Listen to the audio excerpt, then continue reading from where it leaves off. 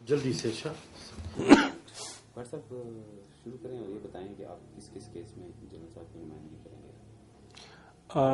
میں اکبر بگٹی صاحب کے کیس میں جنرل صاحب کی نمائندگی کروں گا، اور اس سلسلے میں ٹیک اپ کروں گا بلوچستان ہائی کورٹ کو بھی اور اسلام آباد ہائی کورٹ کو بھی.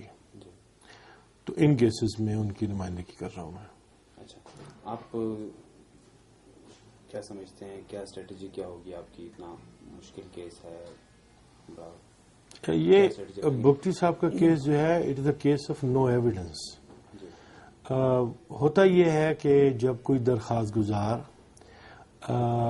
عدالت میں جسٹس آف پیس کے پاس سیشن کورٹ میں درخواست گزارتا ہے اور الزام لگاتا ہے کہ جی فلاں فلاں شخص نے قابل دست اندازی پولیس جرم کا ارتکاب کیا ہے، ان کے خلاف ایف آئی آر درج کی جائے، تو عدالت یہ دیکھتی ہے کہ کاگنیزیبل آفینس بنتا ہے یا نہیں بنتا، ایف آئی آر کاٹنے کا حکم دے دیتی ہے. تو اس کیس میں بھی فقط یہی ہوا ہے. اس کیس کو میں نے ایگزامن کیا ہے. اس کیس میں سرے سے کوئی شہادت ہے ہی نہیں، بلکہ یہاں تک ہے کہ جس شخص نے یہ کمپلینٹ درج کرائی ہے، تفتیشی عملے نے بھی بارہا انہیں آفیشیل لیٹر لکھے ہیں کہ آپ آئیں اور جو آپ نے الزام لگائے ہیں آپ ان کی بابت ایویڈنس پیش کریں. تو اس کا کوئی رسپانس کمپلیننٹ سائڈ کی طرف سے بھی نہیں ہے. تو جہاں تک ٹیکنیکلی لیگل سائڈ ہے اس کیس میں کچھ بھی نہیں، یہ کیس ہے ہی نہیں. تو دوسری سائڈ جو کہ پولیٹیکل کنزمپشن کے لیے ہے، عوام کی توجہ اس بات پہ بنی ہوئی ہے. تو یہ صورتحال ہے سامنے، اور اس کیس کا پہلو بنیادی طور پہ یہ ہے کہ اس مقدمے میں جہاں تک دستیاب ریکارڈ ہے اسے دیکھ کے ہم کہہ سکتے ہیں کہ اس واقعے میں یہ جو سانحہ ہوا ہے یا واقعہ جو ہوا ہے، اس میں نواب اکبر بگٹی صاحب، اس کے علاوہ پاک آرمی کے 4 آفیسرز اور ایک جوان جو ہے وہ اس میں جاں بحق ہوئے. تو یہ اس کیس کا بیک گراؤنڈ ہے. تو یہ تفتیش اس پہ جاری ہے، اور ہم تفتیشی عملے کو بھی جوائن کر رہے ہیں اور انہیں کہہ رہے ہیں کہ جہاں تک لیگل پروسیس ہے ہم اس کے لیے اویلیبل ہیں، اور آپ کو جو بھی کوئری کرنی ہے آپ کریں، ہم آپ کے ساتھ تعاون کریں گے. اس کیس میں تو آپ نے مجھے بتایا بھی تھا کہ ریڈ وارنٹ بھی ہے اس کا جنرل صاحب کو، اس کے لیے کیا کریں گے؟ ریڈ وارنٹ کی کینسلیشن کے لیے ہم جا رہے ہیں اسلام آباد ہائی کورٹ. اور دیکھیے بنیادی طور پہ بات یہ ہے کہ جب آپ لیگل پروسیس کو جوائن کرتے ہیں تو وارنٹ نام کی کوئی چیز نہیں ہے. تو یہاں پہ تو صرف اور صرف 161 کے تحت جس بندے پہ الزام لگایا آپ کو اس کا بیان لینا ہے. تو اس میں پرسنل اپیئرنس کی ضرورت تو ہے نہیں، آپ نے لیگل پروسیس کو جوائن کرنا ہے. تو اس میں پہلے سے اگزامپل آ چکی ہے. جام یوسف نے اپنی جو سٹیٹمنٹ تھی وہ اپنے وکیل کے ذریعے پہلے ہی تفتیشی عملے کو فراہم کر دی ہے.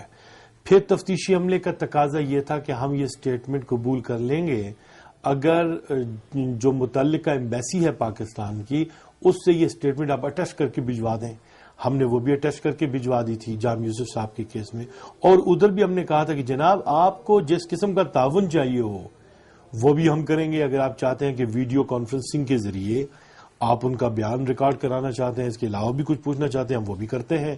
اگر آپ نے کوئی کویسچنیئر تیار کرنا ہے اس کا جواب چاہتے ہیں وہ بھی تیار کریں، آپ کو ہم فراہم کرتے ہیں. فزیکل پرسنل اپیئرنس نہیں چاہیے ہوتی اس میں ملزم کی. تو ہم باقی جوائننگ کے لیے تیار ہیں.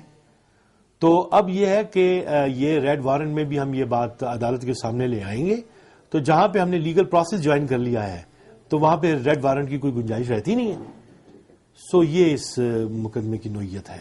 آپ کیا سمجھتے ہیں اتنا ہائی پروفائل کیس ہے، ایک فضا جو عمومی فضا بنی ہوئی ہے وہ جنرل صاحب کے خلاف بنی ہوئی ہے، اس سارے حالات میں کیسے آپ اس کو ٹیکل کریں گے؟ تو قانونی دیکھیے یہ کیس بہت سمپل ہے. اگر اس میں دیگر بیرونی عناصر شامل نہ ہو، ویسٹڈ انٹرسٹ نہ ہو، جہاں تک کیس کا میرٹ کا تعلق ہے، یہ اٹ از نو کیس، یہ تو صرف ایک الزام لگا ہے اور اس سے زیادہ کچھ بھی نہیں ہے. الزام لگانے والے کے پاس بھی کوئی ثبوت نہیں ہے، کسی بھی طرح کا کوئی ثبوت، کسی بھی طرح کی کوئی ایویڈنس نہیں ہے. تو جب ایویڈنس ہی نہیں ہے تو پھر یہ کیس کیسے سٹینڈ کرے گا؟ تو ہم بہرحال عدالت کو بھی اس بات پہ کنونس کرنے کی کوشش کریں گے، اور ہم تفتیشی عملے کو بھی جوائن کر رہے ہیں کہ وہ اپنی فیئر تفتیش کریں. اب تو آرٹیکل 10A بھی آ گیا ہے، فیئر انکوائری کا حق ہر ایک کا ہے، فیئر ٹرائل کا حق ہر ایک کا ہے. ابھی کیس انکوائری اور انویسٹیگیشن کی سٹیج پہ ہے، ہم جوائن کر رہے ہیں. انہیں چاہیے کہ یہ بھول جائیں کہ یہ پرویز مشرف صاحب کا کیس ہے.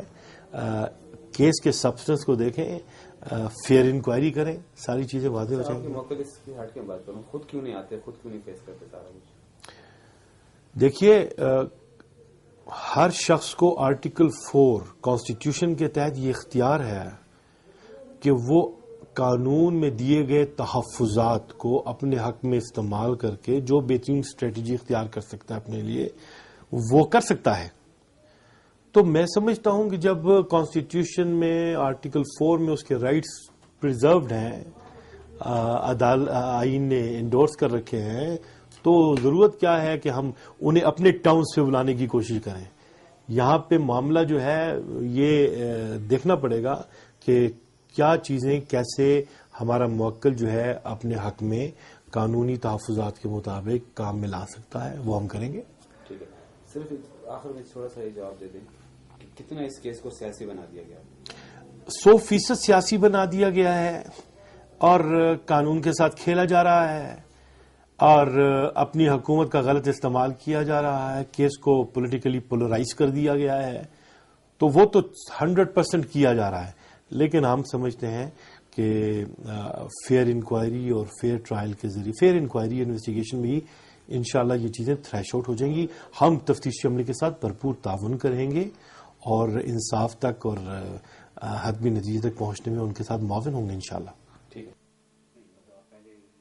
پہلے ہم آپٹ کیا ہے کہ ہم جائیں گے اسلام آباد ہائی کورٹ، اور پھر فوری طور پہ ہی ہم بلوچستان، چونکہ ریڈ وارنٹ کا جو ایشو ہے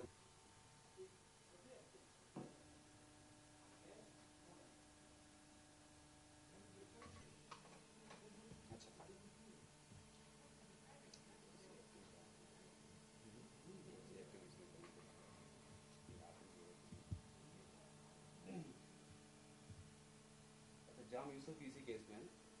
جی جام یوسف بھی اس میں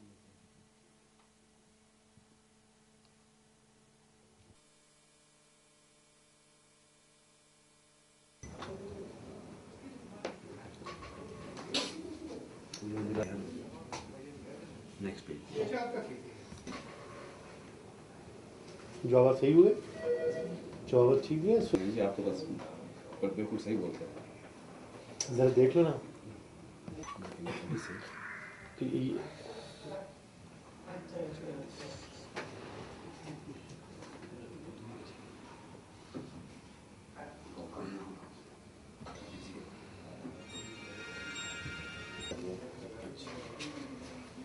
ہم روڈ پہ پہنچے تو بجلی آئی ہے. ہاں وہ بابر صاحب جام یوسف کے